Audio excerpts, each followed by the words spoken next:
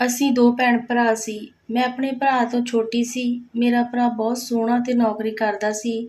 ਉਸ ਦੀ ਸੈਲਰੀ ਵੀ ਵਧੀਆ ਸੀ। ਸਾਰੇ ਉਸ ਨੂੰ ਬਹੁਤ ਪਿਆਰ ਕਰਦੇ ਸੀ। ਅੱਜ ਉਸ ਦਾ ਦੂਜਾ ਵਿਆਹ ਸੀ ਕਿਉਂਕਿ ਪਹਿਲਾ ਵਿਆਹ ਉਸ ਦਾ ਸਫਲ ਨਹੀਂ ਹੋਇਆ। ਉਹ ਇੱਕ ਅਜੀਬ ਘਟਨਾ ਸੀ। ਅਸੀਂ ਸਾਰੇ ਉਸ ਨੂੰ ਭੁੱਲ ਜਾਣਾ ਚਾਹੁੰਦੇ ਸੀ। ਸਾਨੂੰ ਇਹ ਸੀ ਕਿ ਨਵੀਂ ਭਾਬੀ ਮੇਰੇ ਭਰਾ ਦਾ ਧਿਆਨ ਰੱਖੇਗੀ। ਮੇਰੇ ਭਰਾ ਦਾ ਪਹਿਲਾ ਵਿਆਹ ਟੁੱਟ ਜਾਣ ਨਾਲ ਮਾਂ ਇਸ ਵਾਰੀ ਬਹੁਤ ਚਿੰਤਾ ਵਿੱਚ ਸੀ। ਮਾਂ ਨੇ ਮੈਨੂੰ ਕਿਹਾ ਕਿ ਜੇਕਰ ਹੁਣ ਕੁਝ ਹੋਇਆ ਤਾਂ ਕੀ ਕਰਾਂਗੇ। ਰਾਤ ਹੋ ਰਹੀ ਸੀ, ਬਹੁਤ ਮਹਿਮਾਨ ਆਏ ਸਨ। ਮੈਂ ਕਿਹਾ, ਮਾਂ ਤੁਸੀਂ ਚਿੰਤਾ ਨਾ ਕਰੋ, ਸਭ ਵਧੀਆ ਹੋਵੇਗਾ, ਤੁਸੀਂ ਬਿਲਕੁਲ ਫਿਕਰ ਨਾ ਕਰੋ। ਮੇਰਾ ਭਰਾ ਬਹੁਤ ਖੁਸ਼ ਸੀ ਕਿਉਂਕਿ ਭਾਬੀ ਬਹੁਤ ਸੋਹਣੀ ਸੀ ਅਤੇ ਉਸ ਤੋਂ ਉਮਰ ਵਿੱਚ ਛੋਟੀ ਸੀ। ਸਰਦੀ ਦੀ ਰੁੱਤ ਸੀ, ਸਾਰੇ ਮਹਿਮਾਨ ਰੁਕੇ ਸੀ। ਨਾਚ ਗਾਣਾ ਚੱਲ ਰਿਹਾ ਸੀ, ਸਭ ਖੂਬ ਇੰਜੋਏ ਕਰ ਰਹੇ ਸਨ। ਮੇਰੀ ਮਾਂ ਨੇ ਮੇਰੀ ਮਾਸੀ ਨੂੰ ਕਿਹਾ ਕਿ ਬਹੂ ਥੱਕ ਗਈ ਹੋਣੀ ਹੈ, ਕਿਉਂ ਨਾ ਉਸ ਨੂੰ ਦੂਸਰੇ ਕਮਰੇ ਵਿੱਚ ਆਰਾਮ ਕਰਨ ਭੇਜ ਦਿੱਤਾ ਜਾਵੇ। ਪਰ ਮੇਰੀ ਮਾਸੀ ਕਾਫੀ ਮਜ਼ਾਕਣ ਸੀ। ਉਹ ਕਹਿਣ ਲੱਗੀ, ਹੁਣ ਤਾਂ ਵਿਆਹ ਹੋਇਆ, ਮੰਨਦੀ ਹਾਂ ਕਿ ਵਿਆਹ ਵਿੱਚ ਥਕਾਵਟ ਹੋ ਜਾਂਦੀ ਹੈ, ਪਰ ਨਵਾਂ ਵਿਆਹ ਹੋਇਆ, ਕਾਫੀ ਪਿਲਾਓ, ਫਰੈਸ਼ ਹੋ ਜਾਊ, ਸਵੇਰੇ ਰਿਸੈਪਸ਼ਨ ਵੀ ਤਾਂ ਹੈਗੀ। ਮੇਰੀ ਮਾਂ ਨੇ ਫੇਰ ਕਿਹਾ ਕਿ ਵਿਚਾਰੀ ਥੱਕ ਜਾਊਗੀ। ਮਾਸੀ ਨੇ ਕਿਹਾ ਕਿ ਕੋਈ ਨਹੀਂ ਥੱਕਦਾ, ਅੱਜ ਦੇ ਟਾਈਮ ਵਿੱਚ ਸਭ ਨੂੰ ਆਪਣੇ ਵਿਆਹ ਦਾ ਚਾਅ ਹੁੰਦਾ, ਪਤਾ ਨਹੀਂ ਕਿਉਂ ਨਹੀਂ ਤੂੰ ਉਸ ਨੂੰ ਆਪਣੇ ਬੇਟੇ ਦੇ ਕਮਰੇ ਵਿੱਚ ਭੇਜ ਰਹੀ। ਸਾਰੀਆਂ ਰਸਮਾਂ ਹੋ ਗਈਆਂ ਨੇ। ਇਹਨਾਂ ਸਭ ਗੱਲਾਂ ਤੋਂ ਬਾਅਦ ਭਾਬੀ ਨੂੰ ਵੀਰੇ ਦੇ ਕਮਰੇ ਵਿੱਚ ਛੱਡ ਦਿੱਤਾ। ਮਾਂ ਸਾਨੂੰ ਸਭ ਨੂੰ ਬਾਹਰ ਕੱਢ ਕੇ ਭਾਬੀ ਕੋਲ ਬਹਿ ਗਈ। ਮੈਨੂੰ ਹੈਰਾਨੀ ਹੋਈ ਕਿ ਮਾਂ ਨੇ ਭਾਬੀ ਨਾਲ ਇਕੱਲੇ ਵਿੱਚ ਕੀ ਗੱਲ ਕਰਨੀ ਹੈ ਅਤੇ ਮੈਂ ਬਾਹਰ ਖੜੀ ਹੋ ਗਈ ਤੇ ਗੱਲ ਸੁਣਨ ਲੱਗੀ। ਮਾਂ ਨੇ ਕਿਹਾ ਕਿ ਪੁੱਤ ਤੂੰ ਬਹੁਤ ਸਿਆਣੀ ਧੀ ਹੈ। ਕੁਝ ਗੱਲਾਂ ਸਾਨੂੰ ਨਹੀਂ ਪਸੰਦ ਆਉਂਦੀਆਂ, ਫਿਰ ਵੀ ਸਾਨੂੰ ਸਬਰ ਕਰਨਾ ਪੈਂਦਾ ਹੈ। ਪਹਿਲਾਂ ਤਾਂ ਭਾਬੀ ਘਬਰਾ ਗਈ ਤੇ ਮਾਂ ਨੂੰ ਕਿਹਾ ਕਿ ਤੁਸੀਂ ਕੀ ਕਹਿ ਰਹੇ ਹੋ, ਮੈਨੂੰ ਸਮਝ ਨਹੀਂ ਆਇਆ। ਤਾਂ ਮਾਂ ਨੇ ਕਿਹਾ ਕਿ ਜੇਕਰ ਮੇਰਾ ਪੁੱਤ ਕੋਈ ਉਲਟੀ ਸਿੱਧੀ ਗੱਲ ਕਰੇ ਤਾਂ ਤੂੰ ਡਰੀ ਨਾ, ਸਵੇਰੇ ਮੈਂ ਉਸ ਦਾ ਹੱਲ ਕਰ ਦੇਣਾ, ਪਰ ਇਸ ਕਮਰੇ ਦੀ ਗੱਲ ਕਿਸੇ ਨੂੰ ਨਹੀਂ ਦੱਸਣੀ। ਉਸਨੇ ਕਿਹਾ, ਠੀਕ ਹੈ ਮੰਮੀ, ਇਸ ਘਰ ਦੀ ਇੱਜ਼ਤ ਹੁਣ ਮੇਰੀ ਹੈ। ਮਾਂ ਕਮਰੇ ਵਿੱਚੋਂ ਬਾਹਰ ਆ ਗਈ, ਸਾਰੇ ਸੌਣ ਚਲੇ ਗਏ। ਸਾਰੇ ਪਾਸੇ ਸ਼ਾਂਤੀ ਸੀ, ਪਰ ਮੈਨੂੰ ਨੀਂਦ ਨਹੀਂ ਆ ਰਹੀ ਸੀ। ਬਸ ਇਹ ਸੀ ਕਿ ਸਵੇਰ ਹੋਏ, ਜਿੱਦਾਂ ਹੀ ਰਾਤ ਦੇ 2 ਵਜੇ ਅਚਾਨਕ ਚੀਕ ਦੀ ਆਵਾਜ਼ ਆਈ। ਮੈਨੂੰ ਪਤਾ ਸੀ ਕਿ ਇਹ ਆਵਾਜ਼ ਕਿੱਥੋਂ ਆ ਰਹੀ ਹੈ। ਹੌਲੀ-ਹੌਲੀ ਚੀਕ ਦੀ ਆਵਾਜ਼ ਵੱਧ ਗਈ। ਸਾਰੇ ਰਿਸ਼ਤੇਦਾਰ ਜਾਗ ਗਏ। ਮੇਰੇ ਮੁੰਡੇ ਦਾ ਦਰਵਾਜ਼ਾ ਖੁੱਲ੍ਹਿਆ ਤਾਂ ਬਹੂ ਤੇਜ਼ੀ ਨਾਲ ਬਾਹਰ ਆਈ। ਉਸ ਦਾ ਦੁਪੱਟਾ ਵੀ ਉਸ ਕੋਲ ਨਹੀਂ ਸੀ, ਉਸ ਦੇ ਕੱਪੜੇ ਵੀ ਉਹ ਹਾਲੋ ਬੇਹਾਲ ਹੋਈ ਸੀ। ਜਦੋਂ ਅਸੀਂ ਉਸ ਨੂੰ ਫੜਿਆ ਤਾਂ ਉਹ ਬੇਹੋਸ਼ ਹੋ ਗਈ। ਉਸ ਨੂੰ ਹੋਸ਼ ਨਹੀਂ ਆ ਰਿਹਾ ਸੀ। ਉਸ ਨੂੰ ਅਸੀਂ ਹਸਪਤਾਲ ਲੈ ਕੇ ਗਏ ਤਾਂ ਉਸਦੇ ਮਾਂ-ਬਾਪ ਵੀ ਆ ਗਏ। ਸਾਰੇ ਮੇਰੇ ਵੱਲ ਦੇਖ ਰਹੇ ਸੀ ਕਿ ਪਤਾ ਨਹੀਂ ਕੀ ਸਲੂਕ ਕੀਤਾ ਸਾਡੀ ਧੀ ਨਾਲ। ਮੈਂ ਬਹੁਤ ਚਿੰਤਾ ਵਿੱਚ ਸੀ। ਜਦੋਂ ਘਰ ਆ ਕੇ ਮੈਂ ਆਪਣੇ ਮੁੰਡੇ ਨੂੰ ਪੁੱਛਣਾ ਚਾਹਿਆ ਕਿ ਹੁਣ ਕੀ ਕਰ ਦਿੱਤਾ, ਉਹ ਘਰ ਨਹੀਂ ਸੀ। ਕਮਰੇ ਵਿੱਚ ਕੁਝ ਵੀ ਖਿਲਰਿਆ ਵੀ ਨਹੀਂ ਸੀ। ਸਾਰਾ ਸਮਾਨ ਆਪਣੀ ਥਾਂ ਤੇ ਸੀ, ਪਰ ਮੇਰਾ ਮੁੰਡਾ ਘਰ ਨਹੀਂ ਸੀ। ਮੈਂ ਹਸਪਤਾਲ ਗਈ ਤਾਂ ਮੇਰੀ ਨੂੰਹ ਨੂੰ ਹੋਸ਼ ਆ ਗਿਆ ਸੀ, ਪਰ ਉਹ ਸਾਡੇ ਘਰ ਨਹੀਂ ਆਉਣਾ ਚਾਹੁੰਦੀ ਸੀ। ਉਸ ਦੀ ਮਾਂ ਨੇ ਵੀ ਕਿਹਾ ਕਿ ਲੋਕ ਕੀ ਕਹਿਣਗੇ, ਆਪਾਂ ਤੇਰੇ ਸਹੁਰੇ ਚੱਲਦੇ ਹਾਂ। ਮੈਂ ਵੀ ਕਿਹਾ ਕਿ ਪੁੱਤ, ਕੱਲ ਮੂੰਹ ਦਿਖਾਈ ਦੀ ਰਸਮ ਹੈ, ਉਸ ਤੋਂ ਬਾਅਦ ਚਲੀ ਜਾਈਂ। ਪਰ ਉਹ ਬਹੁਤ ਗੁੱਸੇ ਵਿੱਚ ਬੋਲੀ, ਮੈਂ ਕੋਈ ਰਸਮ ਨਹੀਂ ਕਰਨੀ, ਮੇਰਾ ਤੁਹਾਡੇ ਨਾਲ ਕੋਈ ਰਿਸ਼ਤਾ ਨਹੀਂ ਹੈ, ਮੈਂ ਪੜ੍ਹੀ ਲਿਖੀ ਹਾਂ, ਆਪਣੇ ਫੈਸਲੇ ਲੈ ਸਕਦੀ ਹਾਂ। ਉਸਨੇ ਆਪਣਾ ਫੈਸਲਾ ਸੁਣਾ ਦਿੱਤਾ, ਜੋ ਕਿ ਮੇਰੇ ਪੁੱਤ ਦੇ ਪਹਿਲੇ ਵਿਆਹ ਸਮੇਂ ਹੋਇਆ ਸੀ।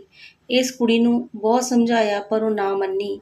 ਉਸ ਦੇ ਮਾਂ-ਬਾਪ ਨੇ ਵੀ ਸਾਡੀ ਖੂਬ ਬੇਇੱਜ਼ਤੀ ਕੀਤੀ ਤੇ ਅਮਰ ਨੂੰ ਵੀ ਬੁਰਾ ਭਲਾ ਕਿਹਾ ਤੇ ਆਪਣੀ ਧੀ ਨੂੰ ਨਾਲ ਲੈ ਕੇ ਗਏ। ਅਮਰ ਦੇ ਪਿਤਾ ਜੀ ਤੇ ਮੈਂ ਬਹੁਤ ਸ਼ਰਮਿੰਦਾ ਹੋਏ। ਜਿੰਨੇ ਵੀ ਰਿਸ਼ਤੇਦਾਰ ਸੀ ਸਭ ਗੱਲਾਂ ਕਰ ਰਹੇ ਸੀ। ਕੋਈ ਅਮਰ ਨੂੰ ਪਾਗਲ ਤੇ ਕੋਈ ਬਿਮਾਰ ਕਹਿ ਰਿਹਾ ਸੀ। ਮੈਨੂੰ ਵੀ ਉਸ ਕੁੜੀ ਦੀ ਮਾਂ ਬਹੁਤ ਕੁਝ ਬੋਲ ਕੇ ਗਈ। ਮੈਨੂੰ ਆਪ ਨੂੰ ਨਹੀਂ ਪਤਾ ਸੀ ਕਿ ਆਖਿਰ ਕੀ ਗੱਲ ਹੈ ਜੋ ਮੇਰੇ ਪੁੱਤ ਦੇ ਕਮਰੇ ਵਿੱਚੋਂ ਨਵੀਂ ਨਵੇਲੀ ਬਹੂ ਚੀਕਾਂ ਮਾਰਦੀ ਬਾਹਰ ਆਉਂਦੀ ਸੀ। ਮੈਂ ਇਹ ਸੋਚਿਆ, ਕੀ ਪਤਾ ਕੁੜੀ ਨੇ ਆਪਣੇ ਮਾਂ-ਬਾਪ ਨੂੰ ਦੱਸਿਆ ਹੋਵੇ ਕਿ ਕੀ ਗੱਲ ਹੋਈ ਹੈ। ਉਹਨਾਂ ਨੇ ਸਾਡੇ ਨਾਲ ਰਿਸ਼ਤਾ ਤੋੜ ਲਿਆ ਸੀ। ਪਰ ਇਨਸਾਨੀਅਤ ਦੇ ਨਾਤੇ ਮੈਂ ਫੋਨ ਕੀਤਾ ਤੇ ਕੁੜੀ ਦੀ ਮਾਂ ਨੇ ਫੋਨ ਚੁੱਕਿਆ ਤੇ ਮੈਂ ਪੁੱਛਿਆ ਕਿ ਬੇਟੀ ਦੀ ਤਬੀਅਤ ਕਿੱਦਾਂ ਹੈ। ਉਹ ਮੇਰੇ ਤੇ ਭੜਕ ਗਈ ਤੇ ਗੁੱਸੇ ਨਾਲ ਬੋਲੀ, ਮੇਰੀ ਧੀ ਹਾਲੇ ਬਿਲਕੁਲ ਵੀ ਸਹੀ ਨਹੀਂ ਹੈ, ਇੱਥੇ ਫੋਨ ਨਾ ਕਰੋ। ਮੈਨੂੰ ਸਮਝ ਨਹੀਂ ਸੀ ਆਉਂਦਾ, ਆਖਰ ਮੇਰੇ ਪੁੱਤ ਵਿੱਚ ਅਜਿਹਾ ਕੀ ਸੀ ਜੋ ਮੇਰੀਆਂ ਨੂੰਹਾਂ ਪਹਿਲੀ ਰਾਤ ਚੀਕਾਂ ਮਾਰਦੀਆਂ ਸੀ, ਜਦੋਂ ਕਿ ਅਮਰ ਬਹੁਤ ਸਿੱਧਾ ਜਿਹਾ ਮੁੰਡਾ ਸੀ। ਮੈਨੂੰ ਕੁਝ ਸਮਝ ਨਹੀਂ ਆ ਰਿਹਾ ਸੀ ਕਿ ਆਖਰ ਗੱਲ ਕੀ ਹੈ। ਅਮਰ ਨੂੰ ਆਪਣੇ ਸੋਹਣੇ ਹੋਣ 'ਤੇ ਬਹੁਤ ਮਾਣ ਸੀ। ਬਹੁਤ ਹੀ ਸਿਆਣਾ ਮੁੰਡਾ ਤੇ ਇੱਕ ਜ਼ਿੰਮੇਵਾਰ ਭਰਾ ਸੀ।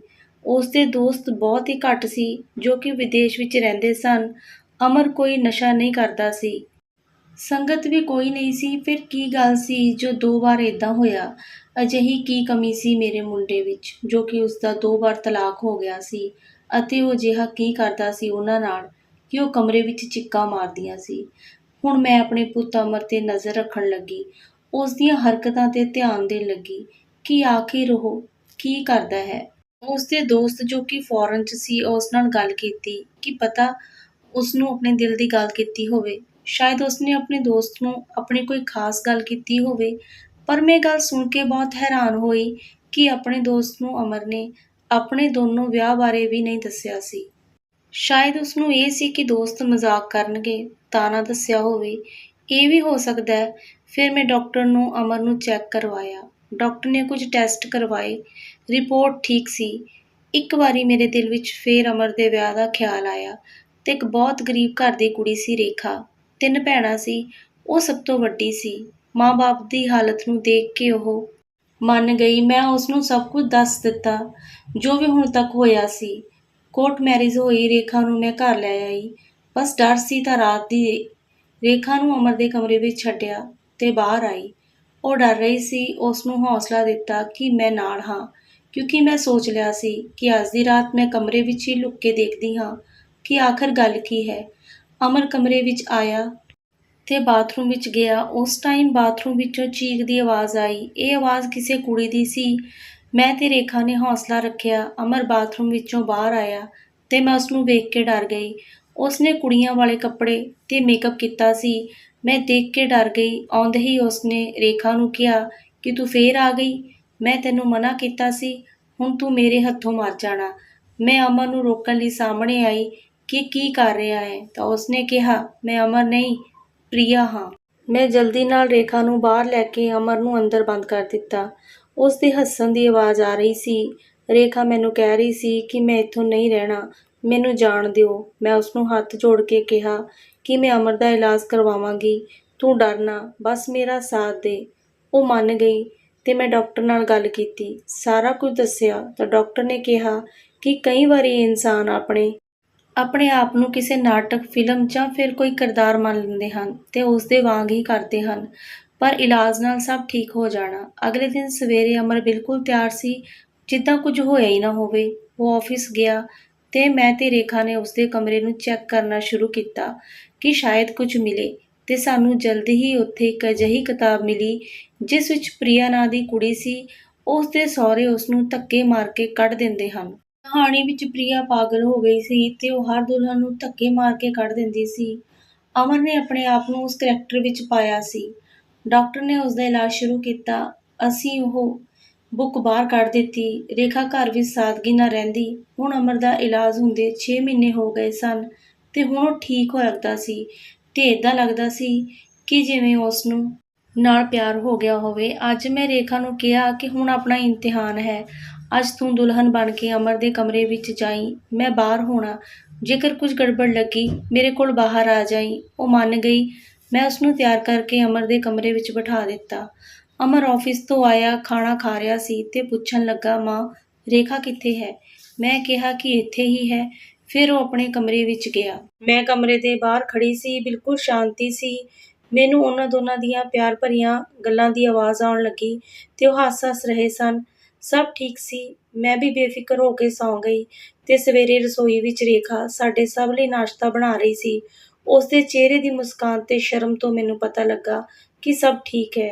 ਮੈਂ ਪਰਮਾਤਮਾ ਦਾ ਸ਼ੁਕਰ ਕੀਤਾ ਕਿ ਸਭ ਠੀਕ ਹੈ। ਹਾਂਜੀ ਦੋਸਤੋ, ਤੁਹਾਨੂੰ ਇਹ ਕਹਾਣੀ ਕਿੱਦਾਂ ਦੀ ਲੱਗੀ? ਕਹਾਣੀ ਚੰਗੀ ਲੱਗੀ ਤਾਂ ਲਾਈਕ ਜ਼ਰੂਰ ਕਰਿਓ ਜੀ। ਚੈਨਲ ਨੂੰ ਸਬਸਕ੍ਰਾਈਬ ਕਰੋ, ਜ਼ਿਆਦਾ ਤੋਂ ਜ਼ਿਆਦਾ ਸ਼ੇਅਰ ਕਰੋ ਅਤੇ ਫਿਰ ਮਿਲਾਂਗੇ ਇੱਕ ਸੋਹਣੀ ਜਿਹੀ ਕਹਾਣੀ ਨਾਲ। ਤਦ ਤੱਕ ਲਈ ਸਤਿ ਸ਼੍ਰੀ ਅਕਾਲ ਜੀ ਤੁਹਾਨੂੰ ਸਾਰਿਆਂ ਨੂੰ।